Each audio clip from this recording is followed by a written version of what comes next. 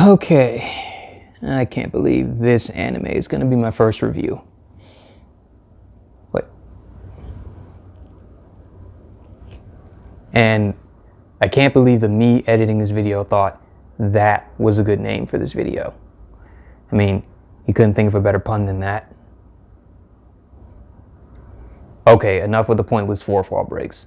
Let's just jump into the video. You know, a lot of people say that the youngest child of a family tends to get away with a lot of things. I personally did some research and I've learned that the youngest child is carefree, sociable, easygoing, fun-loving, and affectionate. I've even seen a lot of mothers say that the youngest child of a family is spoiled, mainly due to the fact is that they don't have as many responsibilities as their older sibling. But simply, the youngest child has it very easy.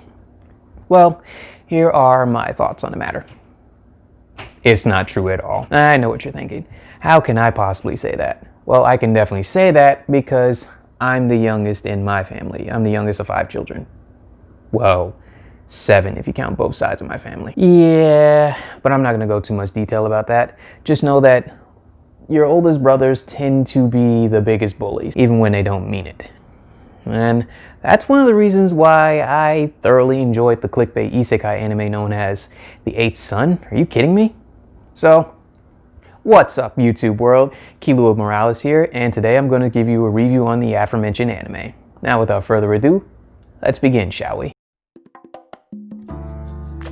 So the story follows Shingo Ichinomiya, a 25-year-old stressed out salaryman who falls asleep one night only to wake up in a medieval fantasy world in the body of a 6-year-old boy named Vindelin von Benno Baumeister, who's the 8th son of the Baumeister household. Wow.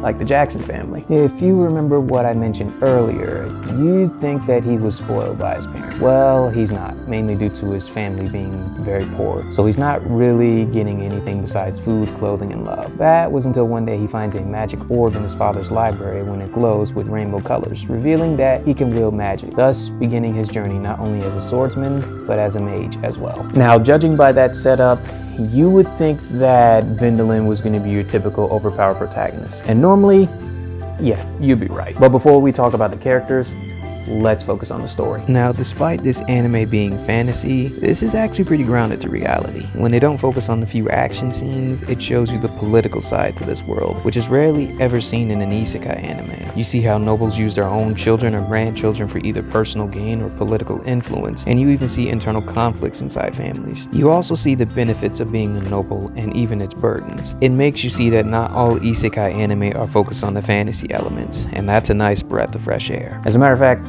besides this anime, the only other series I've seen pull something like this off is this one light novel and manga series I'm reading called How a Realist Hero Rebuilt the Kingdom, which was recently announced going to get an anime adaptation. So I definitely recommend checking it out, as it really puts an emphasis on the political side of things. Back to the 8th son. The story was at its best when it shows that our main character isn't as overpowered as you think it is. Re:Zero and the Rising of the Shield Hero are some of the few isekai series that shows you that you don't need to rely on characters being overpowered. It's become a dime a dozen to see this, and the 8th son has made it clear that it doesn't follow that trope. Despite this being a well-told story, it's not without its flaws. In fact, its biggest flaw is the pacing. If the two studios, as this is a co-production, had more time and a few more episodes, the story would have been fleshed out much more than it already was, and there wouldn't have been any plot holes. It doesn't necessarily bring down the anime, but it does stick out like a sore thumb. Well, the story wouldn't be as good as it is without the characters. From the main cast to the supporting characters, there's at least one character you're bound to like. But let's talk about the main cast first. Shingo/Vindelin is not a blank slate. You see a guy that just wants to live his life the way he wants, only to be wrapped up in political influences and even corruption. Despite coming off as a naive kid as Vindelin, you see his Shingo side as well, with dealing with everything related to his status as a noble and even creating things that were common in Shingo's past life. From the beginning, you see how he grows not only as a mage, but as a person as well. There are moments where it shows how powerful he is, but it also shows that he's not as powerful as people claim he is. It shows you the humanity in him as he carries the burden of being a noble. Of course, I can't talk about Vindelin without bringing up his family, but in all honesty, there's not really much to talk about his family, except for one person being his oldest brother, Kurt. I mean, what started off as a kind-hearted brother and family man turned deeply jealous and greedy tyrant, this man was a walking time bomb waiting to explode. Fortunately, he brings out the best part of the anime, the internal conflict within the Baumeister family. I mean, without him, the final arc in the anime would have been bland and anticlimactic. You could feel the amount of desperation he had to maintain his role as the next head of the Baumeister family. Even though everything he did was downright deplorable and sometimes inhumane, you can't help but feel sorry for the guy.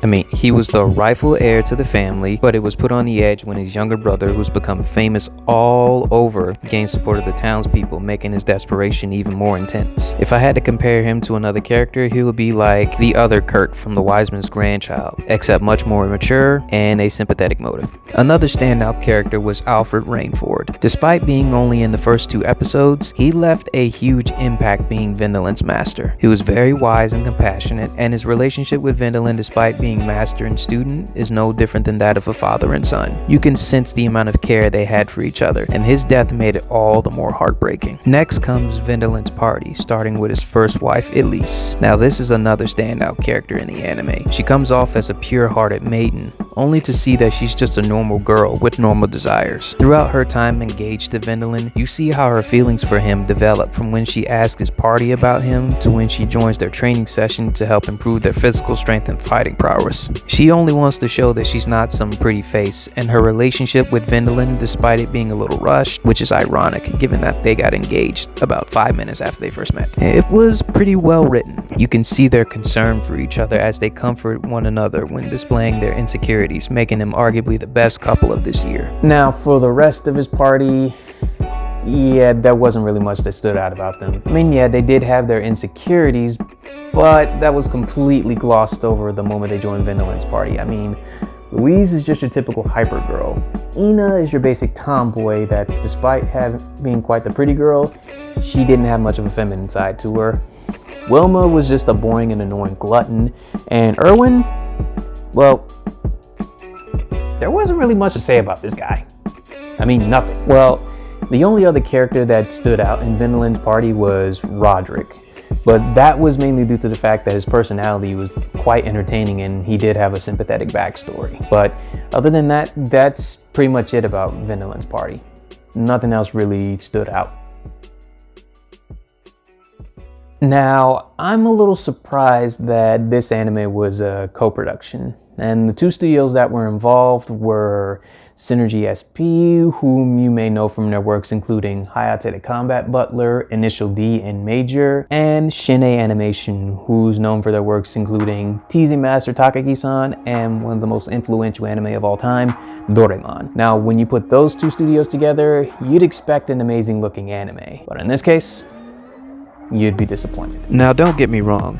The art and animation for the 8th Son looks pretty good. In fact, the character designs were the best part. Each character has a distinct design, showing the variety in each of them while showing their different personalities. Now, this is just a nitpick, but despite how well drawn the characters were, I was a little bothered by how well endowed Elise was when she was first introduced. I mean, it's kind of hard to tell at first, but once you get a good look at her, you'll start to understand what I'm saying. I mean, why was she drawn like that? And if that was intentional, what the hell was her family feeding her? Joking aside, the animation for the fight scenes were well done, but it was nothing special. It was like Erwin. There was nothing that made it stand out. And the CGI was the worst part. It was very jarring at first, and it only got worse. But what the animation department lacked, the sound department made up for it in spades. The soundtrack was well made and had a few standouts here and there, and of course the opening and ending theme knew how to set you up for what's going to come in one episode and then the next. And as good as the soundtrack was, it was the voice acting that really made the sound department stand out. You could tell that the voice actors put a lot of effort into their roles, and you can feel the emotion in all of them despite their characters being bland at times. I mean, Junya Inoki and Tomokazu Sugita voicing Vindelin and Kurt respectively, these 2 voice actors really brought their A game, showing the affection and tension between these 2 siblings. Now, I was impressed with Junya Inoki's portrayal of Vindelin. He's only voiced a few roles, with his most prominent being Fugo from JoJo's Bizarre Adventure Golden Wind and Endo from Arifureta. And Tomokazu Sugita's voicing of Kurt kicked so much ass. I mean, it doesn't really surprise me from the voice of Gintoki from Gintama and Joseph from JoJo's Bizarre Adventure. But in all honesty, the best performance out of all of the voice actors was Daisuke Namikawa voicing Alfred. I mean, I never get tired of his characters, from the sadistic Hisoka from Hunter x Hunter to the intelligent and protective Jalal from Fairy Tail. The English dub was well done with an A-list voice cast, but it just doesn't hold a candle to the Japanese dub. Not to say that it's bad, you can feel the emotion the actors put into their roles, but it just wasn't as heavy as the emotion felt in the Japanese dub. All in all, the animation and sound department delivered on the look and sound, but it could have been better.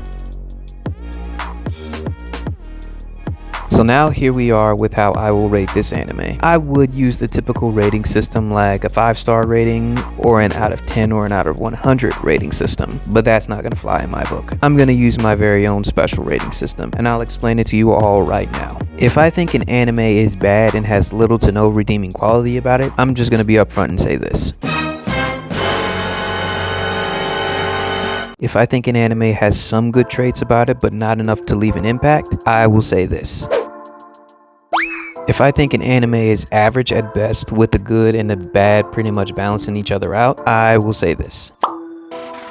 If I think an anime is really good but still has its flaws, I will say this. And finally, if I think an anime is one of the greatest I've ever seen despite the few flaws, I will say this.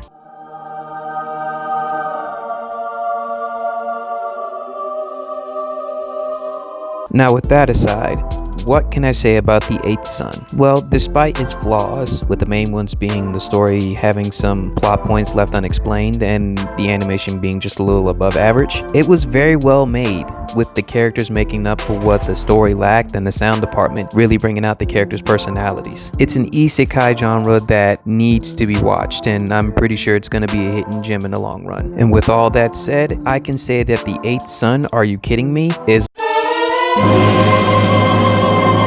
a binge watcher. Well, that's it for this review. Do you agree with my rating? What were your thoughts on The Eighth Sun? Comment below to give me your thoughts. And just so you know, I've recently set a poll on Anime and Mino asking you all what would you like to see me review in the future. And it's basically a list of anime that were adaptations of visual novels. So if you want to check that out, I will leave a link in the description box down below. But for now, if you enjoyed this video and want to see more like it, just like, comment, subscribe, and don't forget to tap the bell icon so you're never missing out on my future videos. But until then, thanks for watching. I'm leaving in Godspeed. Peace.